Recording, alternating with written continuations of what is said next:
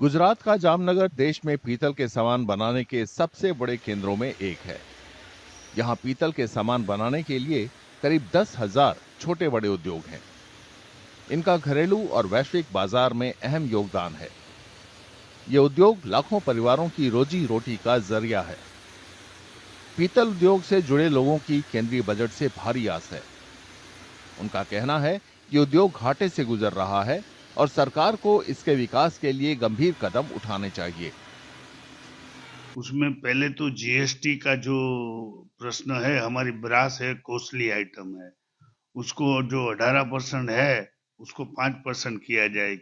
और दूसरा ये है कि जो स्लैब है अभी, वो जब ये हमारी ब्रास का जो 5 लाख का है, जो 3 लाख का है, वो बहुत कम है, उसको बढ़ाना चाहिए इनकम टैक्स स्लैब को। कुछ ब्रास इंडस्ट्री की कुछ डिमांड थी, जैसे कि जीएसटी का जो स्लैब है ब्रास के लिए वो थोड़ा रिड्यूस करे और साथ में इनकम टैक्स का जो स्लैब है उसमें भी थोड़ा करेक्शन करने की जरूरत है।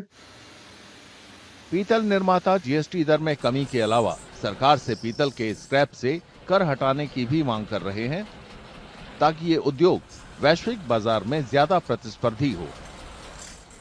ब्रास स्क्रैप का जो ड्यूटी है वो खत्म कर देना चाहिए, क्योंकि दूसरे देशों में जैसे कि चाइना है तो वहां ब्रास में ड्यूटी नहीं है, तो उसके सामने हमारी हरीफाई है। तो सरकार श्री को, हमारे नाना प्रधान श्री निर्मला सीतारामन जी को ये हमारे उद्योग को टिकाने के लिए ये करना जरूरी है। जो स्क्रैप की ड्यूटी है वो भी खत्म कर देना चाहिए।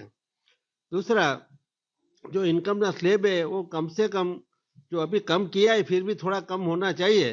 दूसरा, बैंक के जो ब्याज का आता है लोगों को, जो उसमें भी क्या है फिक्स करना चाहिए कि भाई बैंक का ब्याज जो आता है उसके ऊपर इतना ही टैक्स, जितना ही बैंक का ब्याज आए उसके ऊपर फिक्स टैक्स होना चाहिए। जामनगर में पीतल के तरह तरह के सामान बनते हैं। इनमें इमारती हार्डवेयर और बिजली के सामान भी शामिल हैं। पीतल उद्योग से जुड़े लोगों को उम्मीद है कि आगामी बजट में उनकी परेशानियां दूर करने के प्रावधान होंगे। केंद्रीय वित्त मंत्री निर्मला सीतारामन 1 फरवरी को बजट